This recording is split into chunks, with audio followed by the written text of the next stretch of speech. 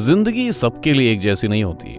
गरीब और middle class family में पैदा होना आपकी गलती नहीं है, लेकिन उसी फैमिली में मरना ये आपकी और सिर्फ आप ही की गलती है। जिंदगी को कोसना और हालात पर थोपना तो बहुत आसान होता है। दुनिया में ज्यादातर लोग यही करते हैं, लेकिन इसी दुनिया में कुछ लोग ऐसे भी हैं जो हालात के आगे नहीं झुकते, बल्कि हालात को अपने आगे घुटने टेकने पर मजबूर कर देते हैं।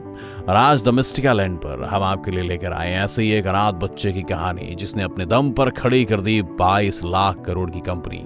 जी हाँ, 22 लाख करोड़ की कंपनी। तो चलिए शुरू करते हैं। Louis Vuitton. जी हाँ, आज हम इसी के बारे में बात करेंगे। ये कंपनी भी है और इंसान भी। वो इंसान जिसने अपने दम पर खड़ी की वो कंपनी जिसकी वैल्यू आज $30 बिलियन यानी कि 22 लाख करोड़ से भी ज्यादा है। लेकिन 22 लाख करोड़ की इस कंपनी की नींव रखने वाले इंसान के पास बचपन में अपने सर ढकने के लिए छत तक नहीं थी। दोस्तों, हम लोग कामयाब लोगों को देखते हैं तो उनकी शोहरत, बुलंदी और मकाम को देखते हैं, लेकिन उस मकाम तक पहुंचने के लिए वो जिन जिन मुश्किलों से गुजरता है उनके बारे में बहुत कम लोग ही जानते हैं। आज मैं आपको लुई वुइटन की वो कहानी बताने जा रहा हूं जो आपने आज तक नहीं सुनी होगी। चलिए वक्त में थोड़ा पीछे चलते हैं। ये बात है 19वीं शताब्दी की, जब एक बच्चा जिसके पास रहने के लिए ना घर था ना खाने के लिए खाना, उसके पास कुछ था तो सिर्फ एक सपना कामयाबी का, सपना शोहरत की बुलंदी का। अब जिंदा रहने के लिए खाना चाहिए और खाने के लिए पैसे, और पैसे कमाने के लिए लुई कारीगरों और आर्टिस्टों के साथ काम किया करता था। उसमें उसे पैसे तो सिर्फ इतने ही मिलते थे कि बस 2 वक्त की रोटी का इंतजाम हो सके, लेकिन हुनर उसे वहां वो मिला जिसकी बदौलत उसने आज ये $1 बिलियन की एक कंपनी खड़ी की। बचपन। लुई वुइटन का जन्म 4 अगस्त 1821 को फ्रांस के आंचाई के एक गरीब परिवार में हुआ। उनके पिता किसानी करते थे और माँ हैट यानी टोपियां बनाती थी। ये वो वक्त था जब फ्रांस नेपोलियन की जंगों की वजह से नुकसान से उभर रहा था।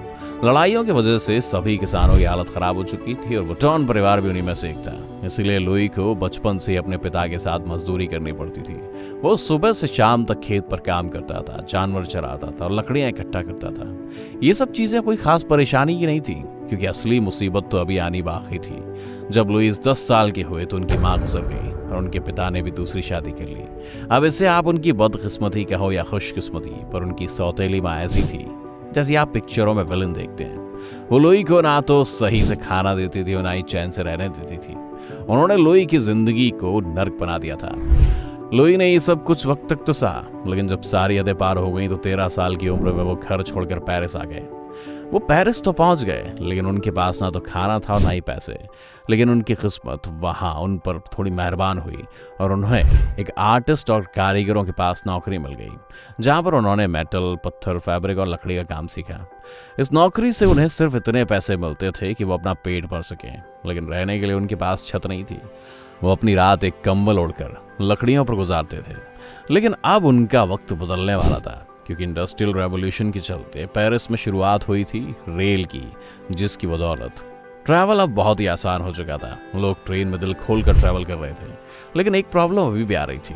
वो थी सामान लेकर जाने की, क्योंकि लोग ट्रेन में पेंटिंग, कपड़े और फर्नीचर जैसे सामान लेकर जाते थे।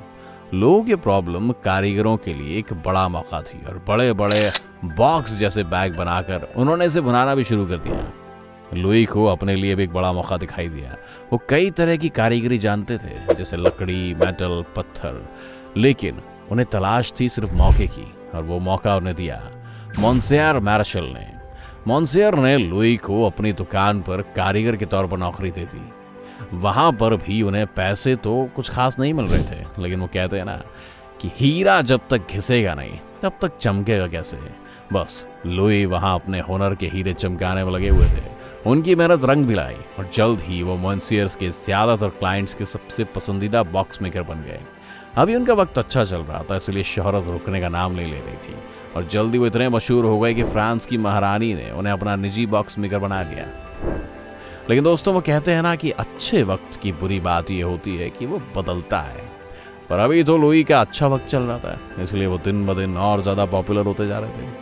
1 साल तक महारानी के लिए काम करने के बाद लुई ने अपनी दुकान खोलने का फैसला लिया, और इस तरह से शुरुआत हुई लुई वुइटन की, जिसे आज हम LV के नाम से जानते हैं। उस वक्त तक सिर्फ लेदर के रेक्टेंगुलर बॉक्स बनाए जाते थे जिनके ऊपर का हिस्सा डोम के आकार का होता था, जिसकी वजह ये थी कि पानी बॉक्स के ऊपर ना रुके और लेदर को नुकसान ना पहुंचे। लेकिन यहाँ परेशानी ये थी कि बॉक्स को एक के ऊपर एक नहीं रख सकते थे और वो ज्यादा जगह लेते थे। अब इन दोनों परेशानियों को लुई के एक आइडिया ने खत्म कर दिया। लुई का ये आइडिया इस इंडस्ट्री में क्रांति से कम नहीं था।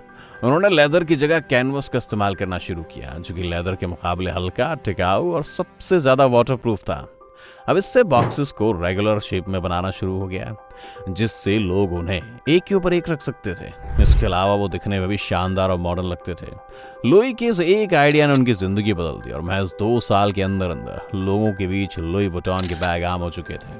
अब लुई ने बॉक्स के आगे बढ़कर हैंडबैग बनाने का सोचा। उस वक्त के लोगों के लिए हैंडबैग किसी सरदर्द से कम नहीं थे। लोग उन्हें सिर्फ मजबूरी में इस्तेमाल करते थे, लेकिन लुई को खुद में यकीन था कि वो कुछ शानदार कर सकते हैं।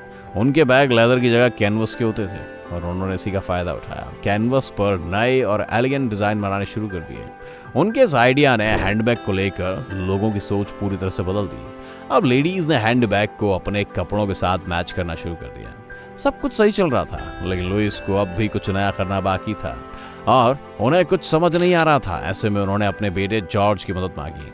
पिता की तरह से बेटे का आइडिया भी किसी चमत्कार से कम नहीं था।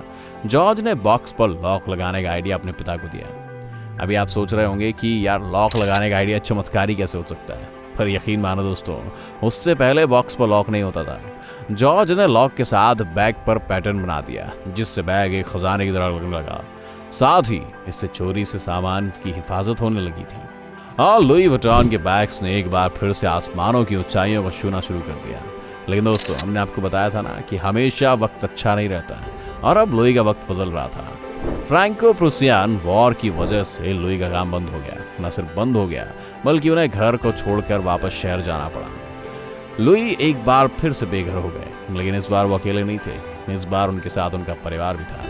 बाकी के रेफ्यूजीज के साथ वो एक बेहद तंग जगह पर रहने लगे थे, जहां पर उन्हें खाना भी सही से नहीं मिल रहा था।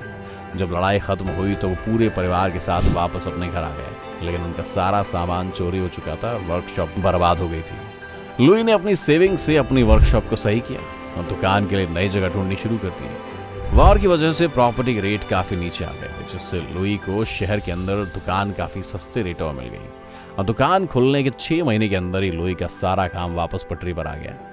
लेकिन उन्हें काम को सिर्फ वापस पटरी पर ही नहीं लाना था, बल्कि इसको तेजी से चलाना भी था।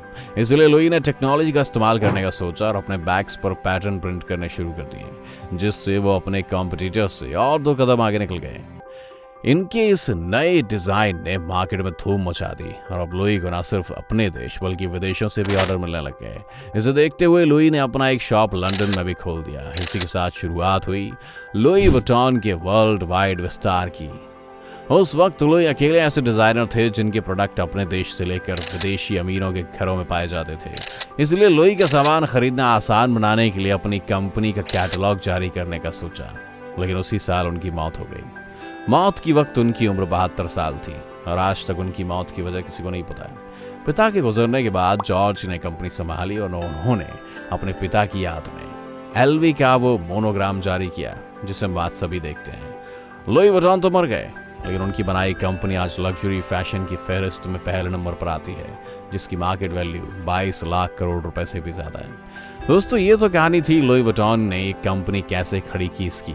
लेकिन अगर आपको आगे भी कहानी जाननी है तो हमें कमेंट करके बताइए और इस वीडियो को ढेर सारा प्यार दीजिए। अगर आज ये वीडियो आपको पसंद आई हो तो इसे लाइक करने के साथ साथ अपने दोस्तों और रिश्तेदारों के साथ शेयर जरूर करें।